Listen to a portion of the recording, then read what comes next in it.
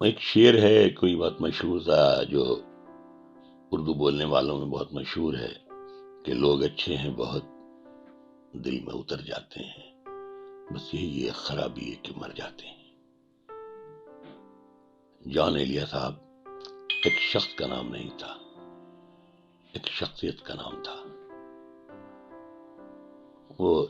شاعر نہیں تھے، وہ ایک دیوانہ پن سمیٹے ہوا ایک صحرا تھا جو شہروں کو آباد کرتا تھا اور خود ویران پڑا رہتا تھا۔ جان بھائی سے میری کئی مشاعروں میں بھی ملاقاتیں ہوئی، بلکہ ایک مشاعرے میں تو بہت دبئی کے مشاعرے میں ہم لوگ ابھی سامان رکھ ہی رہے تھے، روم شفٹ ہونا تھا کہ ہم نے دیکھا کہ ہماری وائف سے ان کی لڑائی ہو رہی ہے جان بھائی کی۔ تو خیر ہم ہمارے استاد والی بھائی ہم کو کیا ہو گیا، تو وہ جان بھائی اپنے بال بکھیرتے سمیٹتے ہوئے کہنے لگے، والی یار یہ لڑکی مجھے پہچان نہیں پا رہی ہے۔ تو والی بھائی تو میری اہلیہ کہہ رہی تھی کہ میں نے آپ کو پہچان لیا ہے۔ تو جھگڑا یہ تھا کہ انہوں نے جوش جنون کے عالم میں کہا کہ سنو، میں نے قرآن کے کئی حصے ترجمہ کیے ہیں۔ ہماری جو بیوی جتنی پڑھی لکھی ہیں وہ سمجھی یا ان کے کہنے میں غلطی ہوئی ہوگی کہ میں نے قرآن کے کئی بارے میں نے لکھے ہیں۔ تو اسی پہ لڑائی ہو رہی تھی کہ وہ میری بیوی بہت بڑی دیندار، وہ سمجھی کہ یہ شخص جو ہے دیوانہ وار ایسی بات کر رہا ہے۔ تو یہ قلندری، یہ دیوانہ پن، یہ جنون، یہ وحشت، یہ شاید ان کی زندگی میں بسی ہوئی تھی۔ شاید اس دیوانے پن کو زاہدہ حنا بھی دور نہیں کر سکی جو ان کی اہلیہ ہوا کرتی تھی۔ بعد میں وہ الگ ہو گئی، بلکہ ان کا ایک بیٹا شاید ہے زاہدہ بھابھی کا، تو کہیں عرب کنٹری میں ہے۔ اکثر میرے پاس اس کا فون آتا ہے تو اس سے میری گفتگو بھی ہوتی رہتی ہے۔ تو جان بھائی کے قصے اتنے ہیں کہ وہ بیان کرنے، مطلب اس کے لیے پوری ایک کتاب چاہیے، اور بڑی کتابیں لکھی گئیں۔ تو یہاں ایک مشاعرہ تھا لکھنؤ کی 12 میں۔ اس زمانے میں اتر پردیش کے گورنر ہوا کرتے تھے عثمان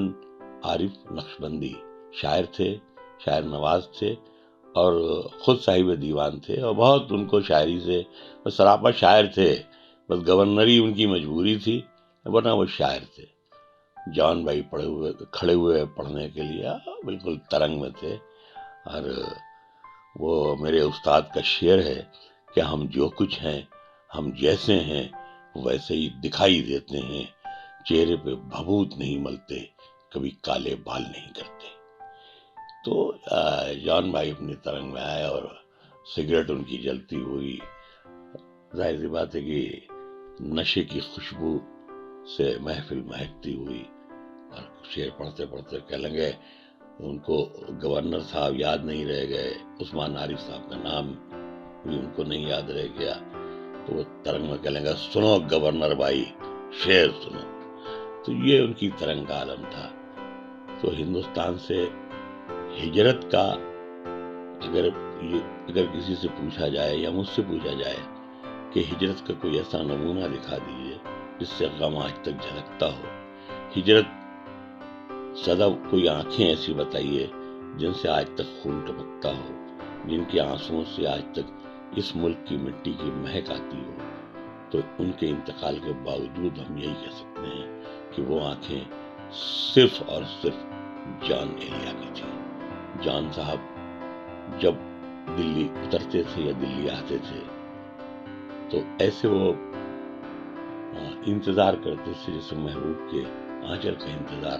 کوئی کرتا ہے۔ وہ امروہہ آ جائے، امروہہ آ جائے، امروہہ آ جائے۔ امروہہ پہنچتے ہی وہ سب سے پہلے اس دیار کی مٹی کو چومتے تھے، اس دیار کی مٹی کو دیوانہ وار چومتے ہوئے لیٹ جاتے تھے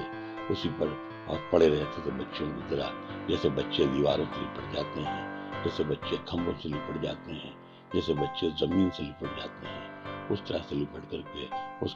کی امروہہ کی گرد کو، امروہہ کی دھول کو، امروہہ کی مٹی کو اپنے چہرے پر ملتے تھے، بے تحاشا روتے تھے دیوانوں کی طرح۔ یہ ہندوستان سے محبت تھی۔ ہجرت نے کتنے لوگوں کو نقصان پہنچایا، یہ الگ اور ایک طویل بحث ہے، لیکن جان بھائی جیسے لوگوں کو کبھی اگر ہماری حکومت ہوتی، ہماری حکومت سے مطلب ہے اگر ہم صاحب اقتدار ہوتے، تو ایسے دیوانوں کے لیے تو ہم یہ کہہ ہی دیتے کہ نہ وہ ہندوستان کے شہری ہیں نہ پاکستان کے شہری ہیں، بلکہ وہ اس دنیا کے شہری ہیں جہاں صرف محبت ہوتی ہے۔ ان جیسے لوگوں کا نہ کوئی پاسپورٹ ہونا چاہیے تھا، نہ کوئی ویزا ہونا چاہیے تھا۔ تو جان بھائی کے بہت سے قصے، ایک ان کا قصہ انور مقصود نے بہت اچھا بیان کیا تھا کہ جان بھائی ان کے گھر آنے کے بعد انہوں نے کہا کہ جان بھائی، تو انہوں نے کہا کہ بھائی ہمیں بھائی مت کہو، مزہ ختم ہو جاتا ہے، بس جان کہو، جان۔ تو انہوں نے کہا بھائی ہم تو جان کہہ سکتے ہیں، لیکن پھر آپ ہم کو انور بھائی کہیے، انور صاحب کہیے۔ تو خیر کہنے لگے دیکھو مجھے اتنا جنون اس وقت ہو رہا ہے انور مقصود تمہاری باتوں سے کہ اگر میں اپنے گھر میں ہوتا تو رکشہ پکڑتا اور باہر چلا جاتا، لیکن میں تمہارے گھر میں بیٹھا ہوا ہوں۔ تو اس کے بعد انہوں نے جیب سے 2 گلاس نکالے، میز پہ رکھے، کہا گلاس کا انتظام میں نے کر لیا ہے، شراب کا انتظام تمہیں کرنا ہے، اور ہم یہیں بیٹھ کر شراب پیئیں گے اور اپنے گزرے ہوئے دنوں کو یاد کریں گے۔ تو کینیڈا میں کئی گھر کے ان کے ایسے ملنے والے تھے جہاں وہ آنا جانا تھا، ان سے لوگ محبت بہت کرتے تھے، اور بہت سے لوگ ان کو جو تھے امریکہ میں رہنے والے جو پاکستانی تھے یا جو مہاجرین بھی رہے ہوں گے، وہ سب جان بھائی کو بابا کہتے تھے، بابا کہہ کے مخاطب کرتے تھے۔ وہ بابا تھے بھی دیوانوں کی طرح۔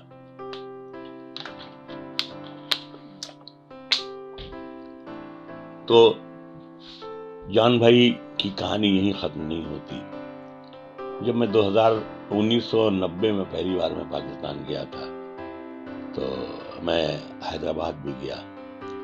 تو یہ جتنے سب ابھی جو بہت سے سب شاعر نوجوان سب آ گئے ہیں، تو اس زمانے میں اس شہر میں یہ فیشن ہو گیا تھا کہ جان بھائی کی طرح رہنا۔ حالانکہ ظاہر سی بات ہے کہ صرف کپڑے پہننے سے کوئی بھی جان بھائی نہیں ہوتا ہے، لیکن جیسے ایک شاعر ہے وہاں علی زیون، تو ماشاءاللہ بہت ترقی کر لیا، ہم تو چھوٹے ہیں لیکن شاعر اچھا ہے، تو وہ تو بالکل حلیہ ویسے ہی شال اوڑے ہوئے اور واسکٹ پہنے ہوئے، بال بڑھائے ہوئے، جان بھائی کی طرح۔ تو اس زمانے میں ایک جان اسٹائل کا ایک فیشن تھا پورے پاکستان میں، اور مزے کی بات یہ ہے کہ جان بھائی کو زندگی میں اتنی شہرت نہیں ملی، شاید اس کی وجہ یہ تھی کہ ان کی شراب نوشی تھی، ان کا سچ بولنا تھا، ان کا ہندوستان سے محبت کرنا تھا، تو اتنا ان کو شاید پسند نہ کیا جاتا رہا ہو۔ لیکن مرنے کے بعد جان بھائی پورے بر صغیر میں ایک ایسا نشہ ہے کہ ہر نوجوان جو شاعری شروع کرتا ہے، ہر نوجوان جو شاعری پسند کرتا ہے، ہر نوجوان جو شاعری کی کتابیں پڑھنا چاہتا ہے، اس کو صرف ایک شاعر یاد رہتا ہے، وہ جان جان جان جان ایلیا۔ ایلیا حضرت علی کا لقب تھا۔ جان ایک کامن نام تھا جو اس زمانے میں اردو تہذیب میں، عربی تہذیب میں تھا کہ جو مسلم نام تھے وہ سب ملتے جلتے تھے یہودیوں سے، عیسائیوں سے جو نام تھے، تو جان ایک کامن نام تھا، لیکن ایلیا حضرت علی کا ٹائٹل تھا، ان کو اس نام سے محبت سے لوگ پکارتے تھے۔ تو یہ بہرحال جان بھائی کی زندگی تھی، اور ان کے بے شمار قصے ہیں، وقت کم ہے، اور میں خاص طور سے نوجوانوں سے یہ کہتا ہوں کہ جان بھائی کی شاعری بھی پڑھیں، اور ہندوستان میں شاید ہمارے خیال سے ان کی جو پروز ہے یا ان کے سلسلے میں جو مضامین، آرٹیکلز جو رائٹ اپ لکھے گئے ہیں وہ ہندی میں موجود نہیں ہیں، ان کو بھی پڑھنا چاہیے کہ شاعر صرف قلم اور کاغذ سے کھیلنے کا نام نہیں ہے، شاعری صرف شاعری کے سمندر میں غوطے لگانے کا نام نہیں ہے، شاعری اس دیوانے پن، اس جنون، اس محبت کا نام ہے جس کے لیے ملک اور شہر کی کوئی قید نہیں ہوتی ہے۔ جان بھائی آج ہمارے بیچ نہیں ہیں، لیکن ہمیں خوشی ہوتی ہے کہ پوری دنیا میں جہاں اردو بولی جاتی ہے ان سے محبت کرنے والوں کی ایک اتنی بڑی تعداد ہے کہ آج اور کسی شاعر کے ساتھ اور کسی شاعر کے چاہنے والوں میں اتنی بھیڑ نہیں دکھائی دیتی ہے۔ میں ان کے شعر سنانا کوئی مقصد نہیں ہے، شعر تو ان کے ظاہر گوگل پر اس پر میڈیا پر بے پناہ ہیں، لیکن جو اصل میں ان کی شاعری ان کا درد تھا، ان کی شاعری ان کی ٹوٹ پھوٹ تھی، ان کی شاعری وہ اداسی تھی جس کو وہ چہرے پر ملے رہتے تھے، ان کی جو شاعری تھی وہ اجالا تھی جو اندھیرے کی طرف چلتی تھی اور اندھیرے کو اجالے میں بدل دیتی تھی، لیکن خود معلوم ہوا چراغ تلے اندھیرا کی طرح رہتی تھی۔ ان کا ایک شعر ہے کہ کون اس گھر کی دیکھ بھال کرے، کون اس گھر کی دیکھ بھال کرے، روز ایک چیز ٹوٹ جاتی ہے، کون اس گھر کی دیکھ بھال کرے، روز ایک چیز ٹوٹ جاتی ہے۔ ایک شعر اور مجھے یاد آ رہا ہے کہ آپ تم جی وہ یہ سب کیا ہے، تم میرا نام کیوں نہیں لیتی، آپ تم جی وہی آپ تم جی یہ سب کیا ہے، تم میرا نام کیوں نہیں لیتی، اس کا پہلا مطلب گلستہ سے ضبط سے کام کیوں نہیں لیتی، تو سم تھنگ۔ تو بہرحال یہ ہے کہ میں جان صاحب کو یاد کر رہا ہوں، اور ظاہر سی بات ہے کہ میرے لفظ میرا ساتھ نہیں دے رہے ہیں، کیونکہ ان کا سراپا میرے سامنے آ گیا کہ کس قلندری کے ساتھ وہ شخص جیتا تھا، اور شاعر کو ایسا ہی ہونا چاہیے، نہ اس کو سطح کا غلام ہونا چاہیے، نہ اقتدار کی جوتیاں چرخاتا ہوا ہونا چاہیے۔ جس اسٹائل سے وہ زندہ رہتے تھے، یا فراق گورکھپوری سے کہ ان کے ہاتھ میں سگریٹ رہتی تھی اور وہ شان سے گفتگو کرتے تھے، تو میں موسمی جو ہماری بٹیا کی طرح ہیں، میں ان کا شکریہ ادا کرتا ہوں کہ انہوں نے یہ موقع دیا کہ میں چند الفاظ ان کو یاد کرتے ہوئے مجھے کہنے کا موقع ملا۔ میں بہت شکریہ ادا کرتا ہوں۔